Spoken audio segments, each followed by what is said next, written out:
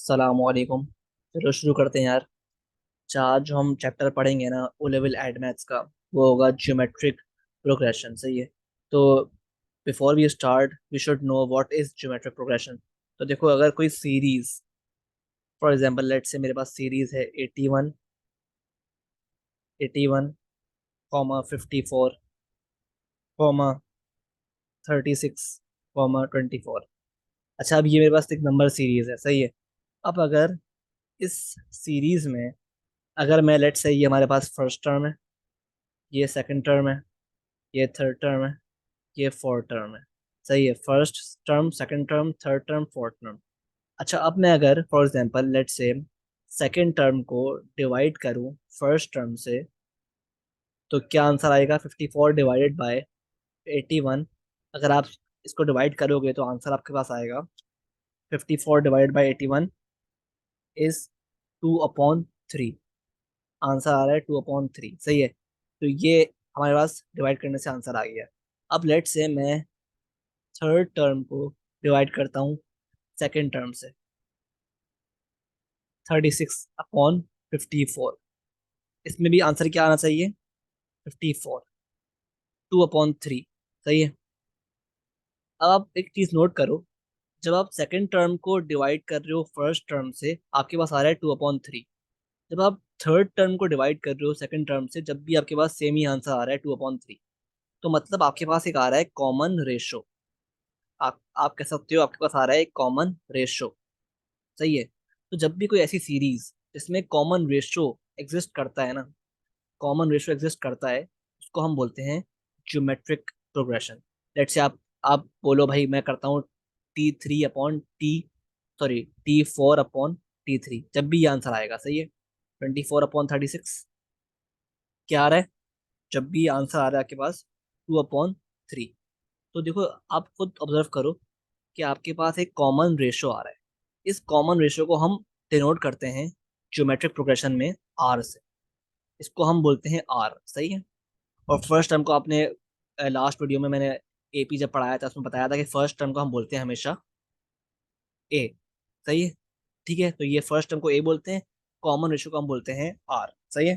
तो ये जीपी ये होता है। सही है। अब देखो जीपी, आगे बढ़ते हैं जीपी में। सही है। अब देखो जीपी हमने पढ़ लिया भाई होता क्या है, कहते हैं किसको है जीपी। अब लेट से मैं बोलता हूँ आपको, हमें जीपी में कोई पर्टिकुलर टर्म फाइंड करनी है, तो उसका फॉर्मूला देख लो। अच्छा, formula to find any particular term in geometric progression, यानी जीपी। सही है। अच्छा, इसका बड़ा आसान फॉर्मूला है। सही है। इसका फॉर्मूला क्या है? इसका फॉर्मूला आपके पास है T n = A × R⁻n−1। ये फॉर्मूला है to find any particular term in GP. सही है। अब देखो, T n = A × R⁻n−1। ए तो होगी आपके पास फर्स्ट टर्म, सीरीज की फर्स्ट टर्म। आर होगी, अभी बताया मैंने आपको, कॉमन रेशो। सही है। और एन पता है आपको, एन क्या होता है? एन होता है इज द रिक्वायर्ड टर्म। सही है। N is the required term. ठीक है। एन क्या है? एन बेसिकली रिक्वायर्ड टर्म है। ठीक है। तो अच्छा, अब मैं अगर लेट से आपको मैं एक क्वेश्चन करवाता हूँ। लेट से एक क्वेश्चन है, 486, 324, 216 are the first three terms of GP. सही है। तो कह रहा है भाई, इसको यूज करते हुए बताओ, फाइंड द सेवेंथ टर्म। सही है। Of this series. सही है। तो ये कोई मुश्किल नहीं है। सही है। वही देखो, उसने हमें एक सीरीज दी है, 486, 324 एंड 216। सही है। अब देखो, आप कह रहे हैं भाई सेवेंथ टर्म निकाल। अब टू फाइंड सेवेंथ टर्म हमें फॉर्मूला अप्लाई करना पड़ेगा। T7 = A R n-1। अब देखो, एन हमारे पास आ गया, रिक्वायर्ड टर्म क्या है, एन आ गया 7। अब पहले हमें ए फाइंड करना पड़ेगा, और हमें करना पड़ेगा फाइंड कॉमन रेशो, सही है। ए हमें पता है भाई, ए उसने बताया सीरीज ये है, तो ए क्या हो गया 486, ए हो गया हमारे पास 486। अब हमें बस आर फाइंड करना है। आर किस तरह करेंगे, किसी भी दो टर्म्स को का रेशो ले लो, सही है। लेट से मैं ले लेता हूँ T2/T1 का रेशो। T2 हमारे पास है 324, और T1 है यानी ए है 486। तो इसका जो रेशो आ रहा है ना, कॉमन मल्टीपल जो आ रहा है, आप ये कैलकुलेट कर लो, 324 डिवाइड बाय 486। तो ये आ रहा है आपके पास, ये जो आ रहा है आपके पास 324 डिवाइड बाय 486 आ रहा है 2/3 आ रहा है, सही है, 2/3 आ रहा है, सही है। तो आर भी आ गया। अब आपको सिंपली क्या करना है, आपको सिंपली इस फॉर्मूले में ये सब चीजें पुट कर दोगे तो आपका सेवेंथ टर्म आ जाएगी। सेवेंथ टर्म निकालने के लिए ए आ गया हमारे पास 486, आर क्या आ गया 2/3, एन हमें क्वेश्चन में दिया हुआ है 7 - 1।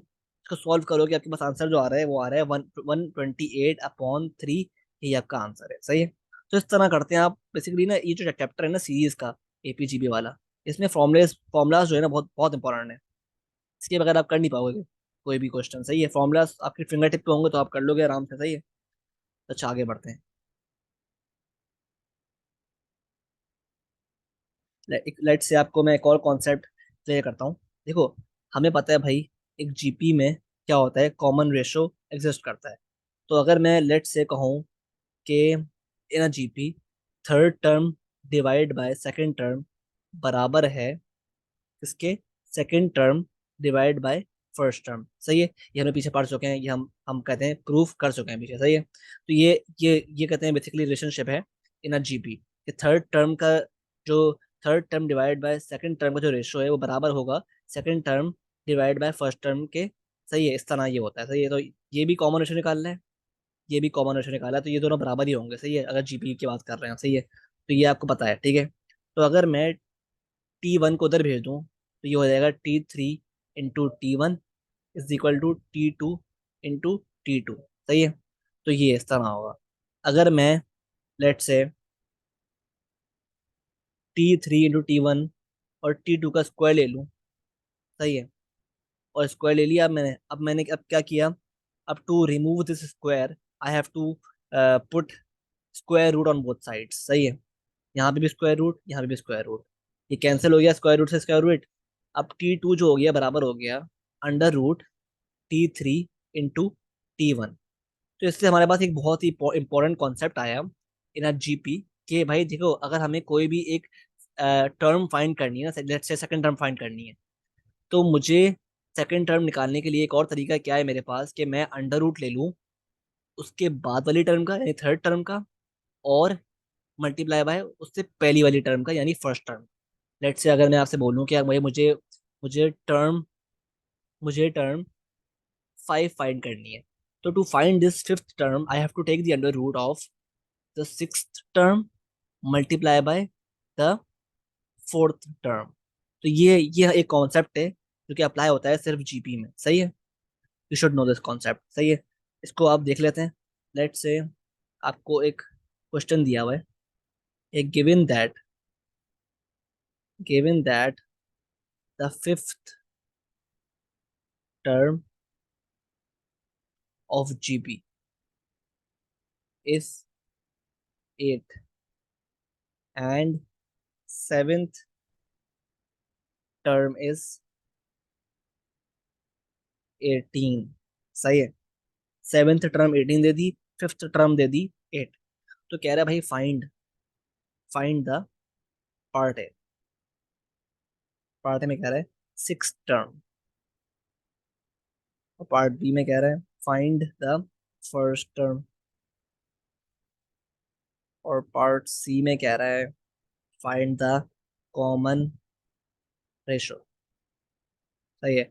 और पार्ट डी में कह रहा है कि फाइंड द टेंथ टर्म। तो ये बहुत ही कॉम्प्रिहेंसिव क्वेश्चन है, इसको सॉल्व करते हैं। तो सॉल्यूशन की अगर बात करें हम, तो पार्ट ए में कह रहा है सिक्स टर्म निकालो। तो देखो उसने बताया हुआ है हमें कि भाई कि T5 जो है ना फिफ्थ टर्म, वो है 8, और सेवेंथ टर्म जो है वो बताया हुआ है हमने, इसने हमारे पास 18 है, और कह रहा है निकालना क्या है हमें पार्ट ए में 6 टर्म। देखो 6 टर्म निकालनी है हमें, तो हमें देखो पता है कि भाई 6 टर्म किस तरह निकालेंगे हम जीपी में, under root the 7th term into 5th term. सही है, तो ये दोनों हमें दी हुई है, तो हमारे पास आराम से ये क्वेश्चन सॉल्व हो जाएगा। सही है, तो T6 term 6 is equal to under root into upon under root, sorry under root के अंदर होगा 18 इंटू 8। सॉल्व करो, आंसर जो आ रहा है वो आ रहा है आपके पास 12। 6 टर्म जो आपके पास हो गई वो आ गई है 12। तो आप देखो आपके, आप और करो, तो आप खुद नोटिस करो, आपके पास आपके पास यहाँ पर 5th टर्म भी आ गई है, क्वेश्चन में दी हुई थी, क्या थी, 8। 6 टर्म निकाल लिया आपने, क्या है, क्या निकाली है, 12। और 7th टर्म आपको पता थी, वो क्या है, 18। अब यूजिंग दिस, क्या आप, और बताया भाई जीपी है, तो using this can you find out the common ratio. क्या होता है कॉमन रेशो, किसी भी दो टर्म का रेशो ले लो, T6/T5, लेट से ये ले लेता हूँ मैं, 12/8 हो गया, सिंप्लीफाई किया तो आंसर आ रहा है आपके पास 3/2। तो इस सीरीज का जो कॉमन रेशो है वो 3/2। सही है, ये हमारे पास आ गया। ये पार्ट 3 था लेकिन हमने अभी निकाल लिया। सही है, पार्ट 3 था ये, तो पार्ट 3 हमसे सॉल्व हो गया वैसे। सही है, फिर पार्ट 3 जो है ना, पार्ट 3 सॉरी, पार्ट 3 का जो आंसर है वो 3/2 है। अच्छा, अब वो पार्ट 2 में कह रहा था, पार्ट 2 में कह रहा था भाई निकालो, पार्ट 2 में कह रहा था यानी पार्ट 2 में, ये फर्स्ट टर्म निकालो। तो फर्स्ट टर्म देखो हमारे पास, फर्स्ट टर्म निकालने में कह रहे हैं हमारे पास आर भी आ गया, आर आ गया था। सही है, 3/2। वैसे आर तो पार्ट 3 था लेकिन आर हमारे पास आ गया 3/2। ठीक है, चलो लेट्स से हमारे पास आर नहीं होता, अगर हम लेट्स अज्यूम करते हैं कि हमारे पास आर नहीं होता। सही है, तो फिर किस तरह करते हैं, देखो फिर इस तरह करते हैं, हम आर भी निकालते साथ ही उसके साइमल्टेनियस इक्वेशन से। सही है, किस तरह, लेट्स से आपको मैंने आर नहीं दिया हुआ है, सही है, आर नहीं निकाला, तो आपको ये पता है भाई कि 5th टर्म क्या है हमारे पास, 5th टर्म है 8, और 7th टर्म है आपके पास 18। तो अगर मैं देखो 5th टर्म की फॉर्मूला क्या होता है to find any particular term, T5 हो जाता AR(n-1) इज इक्वल टू 8, हमें दिया हुआ है, 5th टर्म हमें दी हुई, तभी हमने इसको इक्वेट कर दिया 8 के। सही है, और 7th टर्म भी हमें दी हुई है 18, ये हो जाएगा A(n-1)(18). n क्या है, n बेसिकली 5 ही है इस केस में, तो ये हो जाएगा आपके पास AR(5-1) इज इक्वल टू 8, और ये हो जाएगा AR(7-1) इज इक्वल टू 18। ये हो गया। सही है, अब आप इसको फर्दर सिंप्लीफाई करो तो ये आपके पास आ गया AR(4)(8), sorry is equal to 8, और ये हो गया A(6)(6) इज इक्वल टू 18। सही है, तो आप खुद चेक करो, आपके पास यहाँ पर दो इक्वेशंस बन रही हैं। सही है, तो आप इन दो इक्वेशंस को सॉल्व कर लो simultaneously to find the value of the first term and as well as the r. तो इस टेक्निक से ना आपके कहते हैं पार्ट 2 और पार्ट 3 डायरेक्टली सॉल्व हो जाएंगे। सही है, एक साथ ही। सही है, आपके पास ए भी आ जाएगा, आपके पास आर भी आ जाएगा। सही है, अगर मैं आपको सॉल्व करके दिखाऊं उस तरह, तो आप क्या एक काम करो, आप इक्वेशन 1 में ए को बनाओ सब्जेक्ट, 8/8/आर की पावर 4। सही है, ए आ गया, अब इसको डाल दो आप सेकंड इक्वेशन, ये आ गया आपके पास। सही है, 8/आर की power 4 into R⁴ is equal to 18। सही है, तो आर ये कैंसिल हो गए, 2 बचा, ये हो गया 8 R² is equal to 18, R² is equal to 18/8। सही है, अंडर अंडर रूट ले लिया आपने, तो आर आपके पास हो गया, आर क्या हो गया आपके पास, 8, आर आ गया अगेन आपके पास 3 अपॉइंट। सही है, तो इस तरह आपके पास आर आ गया, आर को आप डालो, लेट से इसमें इस जगह डाल दो, यहाँ पे डाल दो, तो आपके पास ए भी आ जाएगा। सही है, ए क्या आ रहा है, निकाल लेते हैं, 8/3/2 की पावर 4। सॉल्व करो यूजिंग कैलकुलेटर, 8/3/2 की पावर 4, तो ए आ गया आपके पास ए आ गया दोबारा, क्या आ रहा है, 128 अपॉन 81, सही है, ये आपके पास ए आ गया। तो इस तरह आप सॉल्व कर लोगे पार्ट बी और पार्ट सी, सही है। ठीक है, आपके पास ए भी आ गया और आर भी आ गया। अब आपको पार्ट डी में कह रहा है, जो कि बहुत आसान है। कह रहा है भाई अब सब कुछ आ गया आपके पास, अब निकालो टेंथ टर्म। टेंथ टर्म का फॉर्मूला क्या है, ए इंटू आर, 10 - 1, मतलब टेंथ टर्म बराबर है किसके, ए इंटू आर और की पावर 9। अब देखो ए आ गया आपके पास, ए आपको पता है, निकाला है आपने पीछे, 128 अपॉन 81, और आर की वैल्यू थी 3/2। अब सिंपली क्या करना है, पुट कर दो और कैलकुलेटर सॉल्व करो, जो आंसर आ रहा है वो आंसर है, टेंथ टर्म है। तो इस तरह आप सॉल्व करोगे, ठीक है। तो ये बेसिकली ज्योमेट्रिक प्रोग्रेशन के इंपॉर्टेंट कॉन्सेप्ट्स थे, सही है। और आगे बढ़ते हैं अब, चलो अब आगे बढ़ते हैं। अब जो ज्योमेट्रिक प्रोग्रेशन में जो एक और नई चीज़ है, वो है sum of terms, sum of terms in GP, सही है। इसका भी अलग फॉर्मूला है, सही है, sum of terms in GP. अब देखो आपको पता है यार कि sum of terms in GP, आपको पता है भाई आर क्या होता है, आर यहाँ पर होता है जीपी में कॉमन रेशो, सही है, ठीक है। आर यहाँ पे होता है कॉमन रेशो, सही है। अच्छा अब देखो सम ऑफ टर्म्स जो है ना, यहाँ पे एन क्या है, एन है नंबर ऑफ टर्म्स जिनका हमें सम फाइंड करना है। सम ऑफ टर्म्स ना, एस एन का फॉर्मूला होता है ए ब्रैकेट ओपन 1 - आर की power n bracket close upon 1 - R. तो ये फॉर्मूला कब यूज करेंगे हम, ये वाला फॉर्मूला जब अप्लाई करेंगे, जब जब क्या कहते हैं, आर लेस देन होगा 1। जब भी आर लेस देन 1 होगा ना उस सीरीज में, जब हम सम फाइंड करने के लिए उस सीरीज में ये फॉर्मूला अप्लाई करेंगे, सही है, ठीक है। अच्छा एक और फॉर्मूला भी है, S n = bracket open r की पावर n - 1 अपॉन r - 1। ये फॉर्मूला अप्लाई जब करेंगे, जब आपके पास r ग्रेटर होगा देन 1, सही है। बस ये फर्क है, दोनों में इतना फर्क नहीं है, बस फर्क क्या है कि यहाँ पे 1 पहले आ रहा है, यहाँ पे r की पावर n पहले आ रहा है और r पहले आ रहा है, सही है। बस ये फर्क है।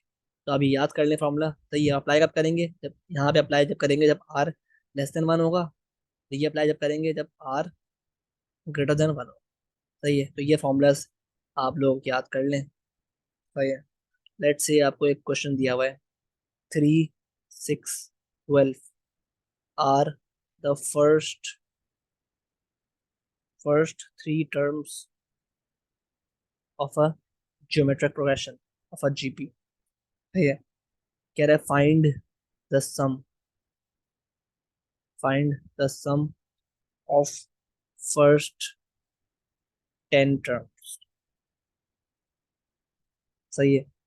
तो आप क्या करें, पहले आप आर निकालें, हमें सीरीज के फर्स्ट 3 टर्म्स दिए हुए, आप इसको यूज करते हुए आप निकालें आर, सही है। लेट से आपको ये फर्स्ट टर्म है, सेकंड टर्म है, थर्ड टर्म है, आर निकाल लें आप, किसी को भी किसी दो को भी डिवाइड करवा दें। लेट से मैं T2 को डिवाइड करवाता हूँ T1 से, सही है, 3 से, तो आंसर आ रहा है 2।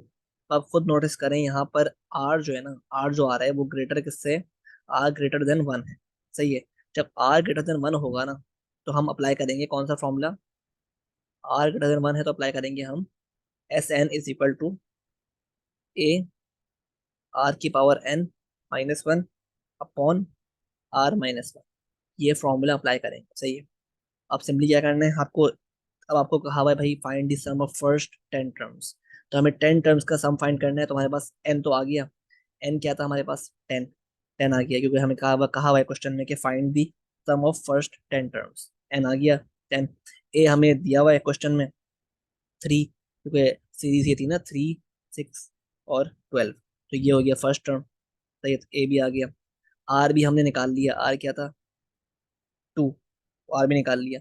अब देखो ए भी आ गया, आर भी आ गया, एन भी पता है, तो अब we can easily find the sum of first 10 terms, सही है। अब सिंपली क्या करना है, सिंपली कुछ नहीं करना, सिर्फ पुट करना है। S10 is equal to 3 bracket open, R क्या था, 2 की पावर n, 10 - 1 अपॉन आर क्या था, 2 - 1। इसको सॉल्व करें यूजिंग कैलकुलेटर, आंसर आएगा 3069। सही है। तो ये सम आ गया आपके पास, सम ऑफ फर्स्ट 10 टर्म्स। सही है। ठीक है, आगे बढ़ते हैं, एक और क्वेश्चन देख लेते हैं। लेट्स से आपको एक और क्वेश्चन दिया हुआ है, एक और क्वेश्चन दिया हुआ है। Given that given that 486 comma 162 comma 54 are first, दिया हुआ है भाई, are first 3 terms of a GP. सही है। तो कह रहा है find the sum of first 6 terms. सही है, ये क्वेश्चन है। ठीक है, तो अब इसको आप, मुश्किल नहीं है कोई, सही है, आसान क्वेश्चन है। ठीक है, इस तरह करेंगे। आपको देखो, ये आपको सीरीज दी हुई है 486, 162 एंड 54। पहले काम आप ये करो कि ये देखो फर्स्ट टर्म है T1, T2, T3।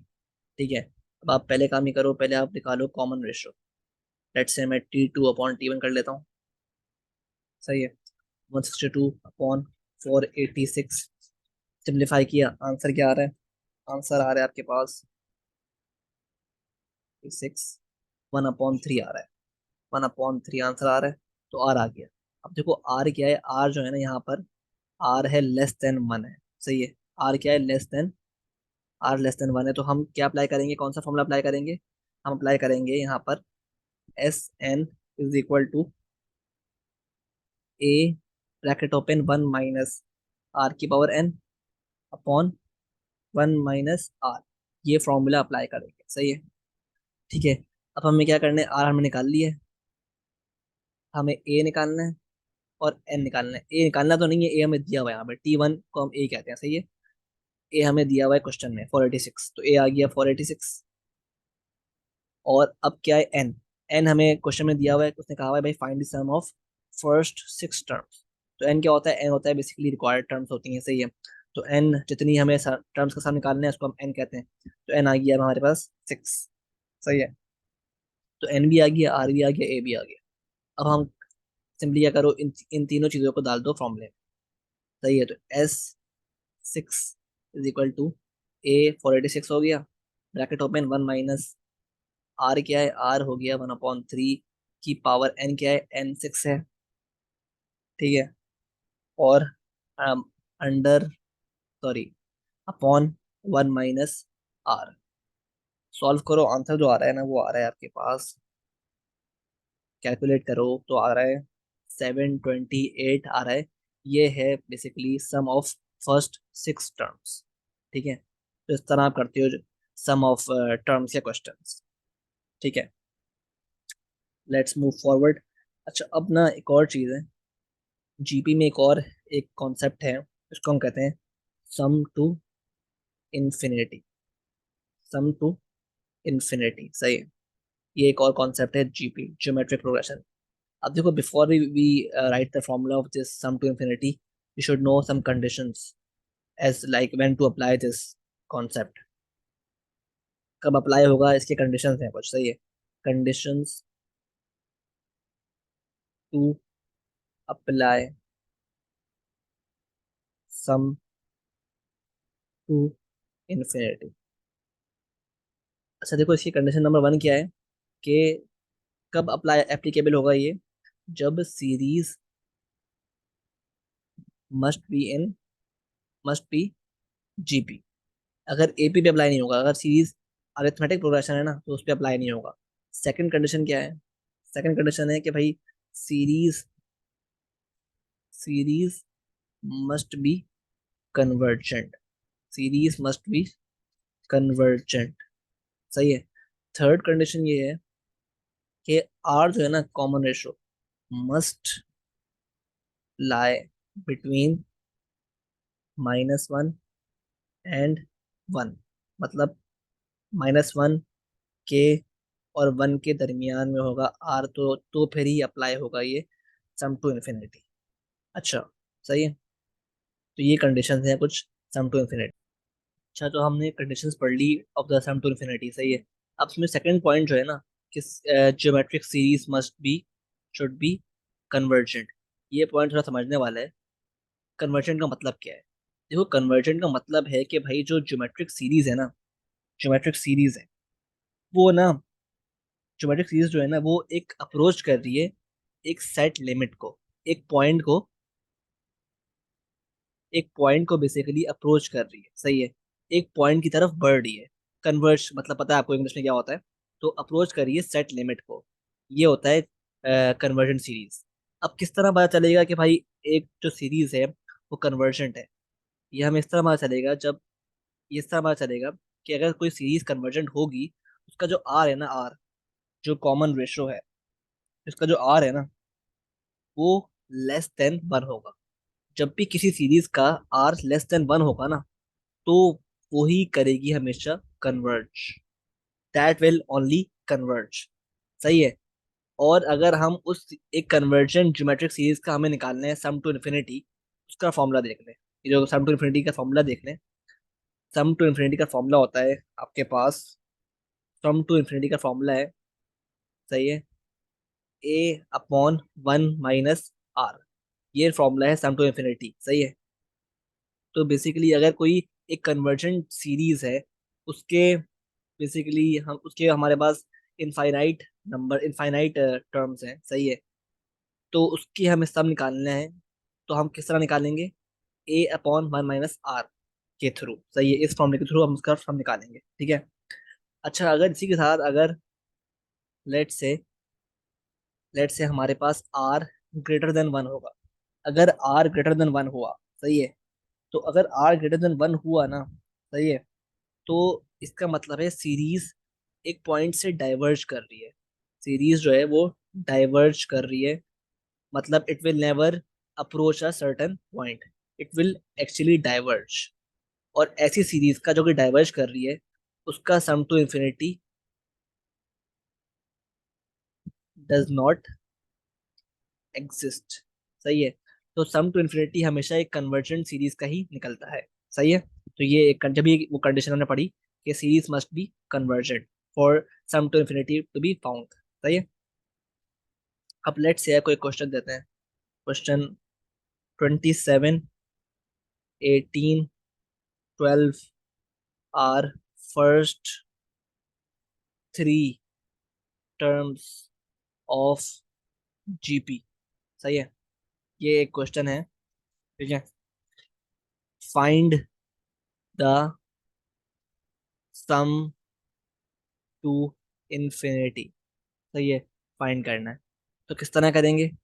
सोल्यूशन ये है भाई, सम टू इन्फिनिटी फाइंड करना है। तो लेट्स से आपको भैया सीरीज दी हुई है, it should be obviously geometric. हमें बता दिया ज्योमेट्रिक है, तो हम एक कंडीशन फुलफिल हो गई। अब सेकेंडली आपको ये निकालना है आर। आर इसमें क्या है? आर अगर हम निकालें इसका, लेट्स से 18/27, तो देखो इसका आर क्या आ रहा है? आर आ रहा है 18/27, 2/3 आ रहा है। जो कि मतलब आर क्या है? आर लेस देन 1 है। तो मतलब ये सीरीज कन्वर्जेंट भी होगी। सही है। Thus we can easily find the sum to infinity. ये फॉर्मूला अप्लाई करें, a/1 - r। ए क्या है? ए फर्स्ट टर्म होती है, 27 आ गया ए। और आर हमने निकाल लिया है। आर क्या है? 2/3। इसमें पुट कर दें वैल्यूज। सही है। तो सम टू इन्फिनिटी जो आ गया है वो हमारे पास आ गया 27/1 - 2/3। तो इसका आंसर क्या आ रहा है आपके पास? 81। सही है। तो ये इसका आंसर आ रहा है। ठीक है। तो ये बेसिकली इसका आंसर है। ठीक है। और इसका वैसे मतलब बताऊं, ये भी है कि जो 81 आंसर आया है ना, तो मतलब इस वैल्यू तक ये अप्रोच कर रही है, इस वैल्यू को ना ये अप्रोच कर रही है, ये कन्वर्जेंट सीरीज जो क्वेश्चन में दी हुई है हमें, इस वैल्यू को अप्रोच कर रही है। सही है, ये मतलब भी होता है इसका। सही है, तो इस तरह हम सम टू इन्फिनिटी निकालते हैं। एक और क्वेश्चन देख लेते हैं। सही है, कह रहा है भाई the first three terms, the first three terms of GP are x plus five comma x plus one comma x. अब कह रहा है कैलकुलेट, पार्ट वन में कह रहा है वैल्यू ऑफ एक्स। अब देखो ये बहुत आसान है। पार्ट वन में कह रहा है कि कैलकुलेट वैल्यू ऑफ एक्स। अब देखो हमें पता है भाई कि उसने हमें वो दी हुई है, सीक्वेंस दी हुई है, x plus five comma x plus one comma x, और बताया अभी है कि भाई ये जीपी जीपी की सीक्वेंस है। तो आप सिंपली क्या करोगे, आपको पता है भाई, अगर मैं, अब लेट से आप ले लो भाई, ये फर्स्ट टर्म है x plus five, x plus one second term है, और थर्ड टर्म क्या है, एक्स एक्स। सही है, आपको कह रहा है भाई कैलकुलेट करें वैल्यू ऑफ एक्स। तो आपको पता है भाई कि अगर मैं सेकेंड टर्म को डिवाइड करूं फर्स्ट टर्म से, ये बराबर है थर्ड टर्म को डिवाइड करने करूं सेकेंड टर्म से, ये बराबर है इसके। सही है, तो ये बेसिकली जीपी में रिलेशनशिप हमने पढ़ा था पीछे। तो आप इसमें वैल्यूज डाल दें। टी टू क्या है, x plus one upon x plus five is equal to t three क्या है, x upon t two x plus one. इसको आप सॉल्व करें एल्जेब्रिकली। सही है, ये चले जाएगा यहाँ पे, इसको भेज दें यहाँ पर। तो ये हो गया आपके पास एक्स प्लस, ये आपके पास क्या हो गया, ये आपके पास हो गया। ठीक है, तो एक मिनट, मैंने शायद गलती कर दी है कोई। X up T two minus, let me see, नहीं बल्कि सही किया, सही है। तो एक्स प्लस वन को वहां भेजते हैं। सही है, एक्स वन का होल स्क्वायर हो गया, एक्स प्लस फाइव को आपने उधर भेज दिया, तो ये हो गया x into x plus five. इसको आप सॉल्व करें, एक्सपैंड करें पहले तो। ये क्या हो गया, x plus one whole square से खोलें, ये हो जाता है a square plus two a b, two a b होता है, two a b plus b square. सही है, ये हो गया, और ये मल्टीप्लाई हो गया इससे x square plus five x. इसको आप सॉल्व करें, एक्स स्क्वायर से एक्स स्क्वायर कैंसिल हो गया। सही है, अपने फाइव एक्स टू एक्स को उधर भेजा, तो five x minus two x हो गया, तो one is equal to three x. X की वैल्यू आ गई आपके पास वन अपॉन थ्री। तो इतना ईजी है। सही है ये। अब पार्ट टू में उसी क्वेश्चन के कह रहा है, पार्ट टू में कह रहा है पार्ट टू में कह रहा है कि कॉमन रेशो निकाल, कॉमन रेशो निकालें। अब देखो हमारे पास क्या था, सीक्वेंस क्या था, x plus five, x plus one और एक्स। अब हमने पार्ट वन में एक्स निकाल लिया है, एक्स क्या आ गया हमारे पास, वन अपॉन थ्री। अब पहले आप काम ही करें, before solving this question, this part two, कि एक्स की वैल्यू इन सब में पुट करवा दें। सही है, इससे क्या होगा, इससे इससे आपके पास आ जाएंगी ओरिजिनल वैल्यूज आ जाएंगी। तो one upon three plus five comma one upon three plus one और कॉमा वन अपॉन थ्री। तो ये हो गया आपके पास सिक्सटीन अपॉन थ्री, ये हो गया फोर अपॉन थ्री, ये हो गया वन अपॉन थ्री। अब जबकि आपके पास तीन वैल्यूज आ गई हैं, तीन वैल्यूज आ गई हैं original values of that sequence, तो कॉमन रेशो निकालना बहुत ईजी है। आप क्या करें, आप कॉमन रेशो निकालने के लिए आप किसी भी दो टर्म्स का रेशो ले लें, फोर अपॉन थ्री लेट से अपॉन सिक्सटीन अपॉन थ्री का रेशो ले लिया मैंने। कैलकुलेट करें using your calculator, four upon three और सिक्सटीन अपॉन थ्री। तो आंसर जो आ गया वो आ गया आपके पास वन अपॉन फोर, ये आंसर है। सही है। अच्छा पार्ट थ्री में कह रहा है, पार्ट थ्री में कह रहा है इसी पार्ट का, इसी क्वेश्चन का पार्ट थ्री है कि सम टू इन्फिनिटी निकालें, sum to infinity find out करें इस सीक्वेंस का। अब खुद देखो यार, आपके पास फर्स्ट टर्म थी sixteen upon three, second term थी four upon three, third term जो थी वो थी वन अपॉन थ्री। ए ये रहा, आर आपने पीछे निकाल दिया, आर क्या था, 1/4 आया था। सम टू इन्फिनिटी को आर अगेन खुद चेक करो, आर लेस देन 1 है तो मतलब सीरीज कन्वर्जन भी होगी, सही है। तो आपको चेक, आप खुद निकालो, फॉर्मूला पुट करो। सम टू इन्फिनिटी का फॉर्मूला क्या होता है, ए अपॉन 1 - आर। ए क्या आ गया आपके पास, 16/3। 1 - आर, आर क्या है, 1/4। तो इसको सॉल्व करो, आंसर जो आएगा आपके पास 64/9, ये आपके पास आंसर है, सही है। तो इस तरह आप सम टू इन्फिनिटी के क्वेश्चंस और ज्योमेट्रिक जीपी के क्वेश्चंस आप अटेम्प्ट करते हैं, सही है। ये आपका बेसिकली तरीका होता है सॉल्व करने के क्वेश्चंस। अच्छा, अब हमारे पास जीपी के जितने भी कॉन्सेप्ट्स है सब खत्म हो गए, सही है। अब मैं इंशाल्लाह किसी नेक्स्ट वीडियो में ना आपको एपी जीपी के कंबाइंड क्वेश्चंस करवा दूंगा, सही है, कभी। ठीक है। तो अच्छा, विद दिस जीपी और एपी खत्म होता है, सही है। बस एक लास्ट कॉन्सेप्ट आप देख लें, जो कि एपी और जीपी के लिए, दोनों के लिए, एपी एंड जीपी दोनों के लिए कॉन्सेप्ट है, सही है। ये बेसिकली एक कॉन्सेप्ट, सही है, दोनों पे अप्लाई होता है। वो क्या है कि देखो, अगर आपको कोई टर्म फाइंड करनी है ना, एपी एपी हो या जीपी, कोई भी टर्म फाइंड करनी है, टी एन, तो ये बराबर होती है sum of n minus sum of n - 1। ये ये भी कभी कभार ना काम आ जाता है ये स्टेटमेंट, सही है। मतलब कहना चाह रहा है कि देखो, अगर फॉर एग्जांपल आपको एक टर्म 5 निकालनी है, लेट्स से टर्म 5 निकालनी है आपको, एपी या जेपी जीपी किसी में भी निकालनी है, सही है, एपी और जीपी से फर्क नहीं पड़ता। टर्म 5 निकालनी है, तो आप किस तरह निकालेंगे, अगर आपको सम ऑफ 5 टर्म्स दिया हुआ है और सम ऑफ 4 टर्म्स भी आपने निकाला हुआ है, तो इनका आप सब्ट्रैक्ट कर लेंगे आपस में to find this particular term, सही है। ये सेंस ही बनता है, सही है, क्योंकि देखो ऑब्वियसली सम ऑफ 5 टर्म्स से आप फर्स्ट 5 टर्म्स निकालोगे, और सम ऑफ 4 टर्म्स से आप निकालोगे फर्स्ट 4 टर्म्स। तो जो बीच में एक टर्म बचेगी वो फिफ्थ टर्म ही होगी, सही है। तो इस तरह ये कॉन्सेप्ट है, सही है।